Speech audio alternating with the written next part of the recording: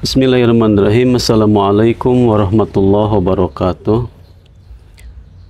Alhamdulillahirrabbilalamin. Wassalatu wassalamu ala asrafil anbiya'i wal mursalin wa ala alihi wa sahbihi ajma'in. Alhamdulillah teman-teman sekalian, di pagi hari yang cerah ini saya bisa menjumpai kembali teman-teman sekalian di bulan Muharram tahun 1445 Hijriah. Jadi alhamdulillah kita tengah berada di bulan yang dimuliakan oleh Allah Subhanahu wa taala. Bulan yang termasuk dalam rangkaian bulan haram, bulan yang dihormati, bulan yang diagungkan dan dimuliakan di sisi Allah Subhanahu wa taala. Bahkan bulan Muharram ini dalam sebuah hadis disebutkan ya sebagai syahrullah, bulan Allah ya. Dalam hadis dikatakan afdhalus siyam, seutama-utama saum ba'da Ramadan, setelah Ramadan, syahrullah al-Muharram, adalah saum di bulan Allah, yaitu bulan Muharram. Wa afdhalus salat, dan seutama-utama salat ya, ba'dal fariḍah sholatul lail ya, seutama-utama sholat setelah sholat fardu adalah sholat malam. Dalam hadis ini ya disebutkan bahwa puasa, jadi ada puasa, ada saum ya selain bulan Ramadan, yang saumnya itu lebih utama ya setelah Ramadan, yaitu saum kita di bulan Muharram, bulan Allah. Di sini dikatakan bulan Allah ya untuk memuliakan dan mengagungkan bulan Muharram. Sebagaimana ada kata-kata Baitullah, rumah Allah. Yang dimaksud adalah Ka'bah atau Masjidil Haram. Ini untuk memuliakan dan mengagungkan tempat tersebut. Bulan Muharram juga disebut sebagai Syahrullah, bulan Allah, karena agung dan mulianya bulan Muharram.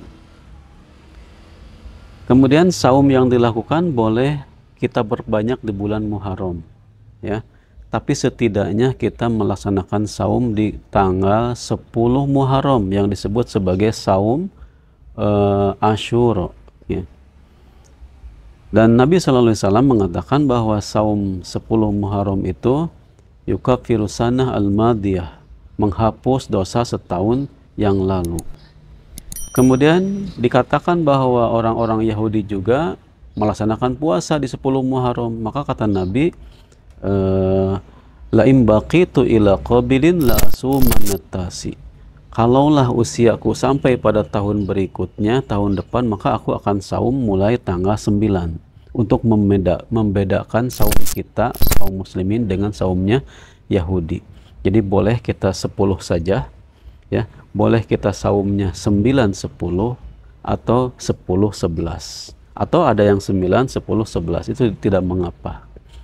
Bahkan lebih banyak dari itu pun sebetulnya tidak mengapa, karena saum di bulan Muharram merupakan saum yang paling utama ya setelah saum Ramadan. Kemudian teman-teman sekalian,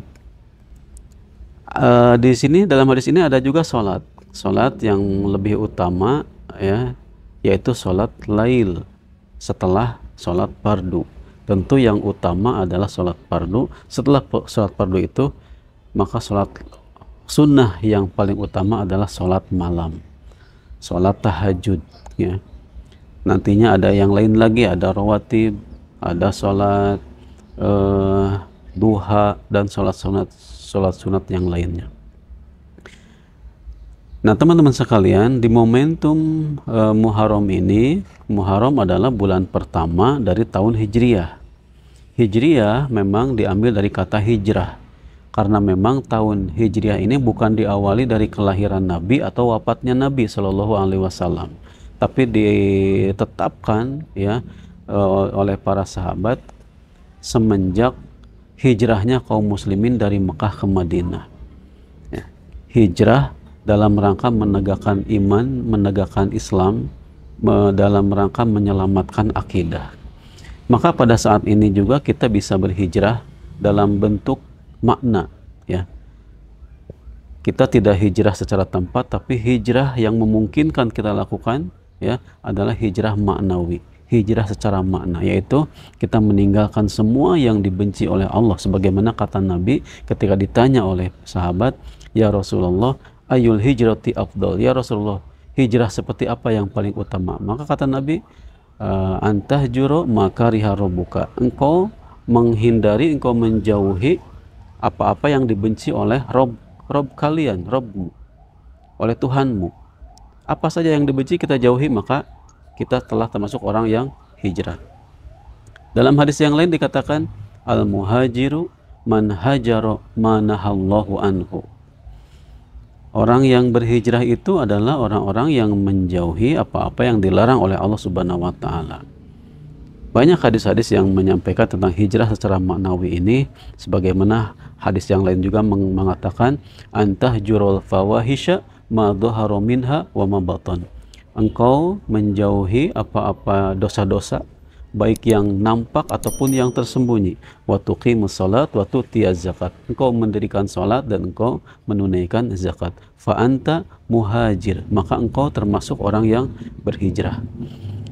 Maka teman-teman sekalian, mudah-mudahan kita bisa mampu untuk menghijrahkan diri kita dari sesuatu yang buruk kepada kebaikan, hijrah dari kesyirikan kepada tauhid, hijrah dari maksiat kepada ibadah, hijrah dari batil kepada hak, ya, hijrah dari penyimpangan-penyimpangan kepada akidah yang lurus. Itu teman-teman sekalian, mudah-mudahan kita semua termasuk orang-orang yang dilindungi oleh Allah Subhanahu wa taala, karena setan senantiasa menggoda kita. Jangan sampai kita beriman, jangan sampai kita berhijrah, jangan sampai kita berislam, jangan sampai kita berjihad di jalan Allah Subhanahu wa taala. Mudah-mudahan kita semua termasuk orang-orang yang mendapatkan pertolongan Allah Subhanahu wa taala dari segala gangguan setan. Barakallahu fikum. Wassalamualaikum warahmatullahi wabarakatuh.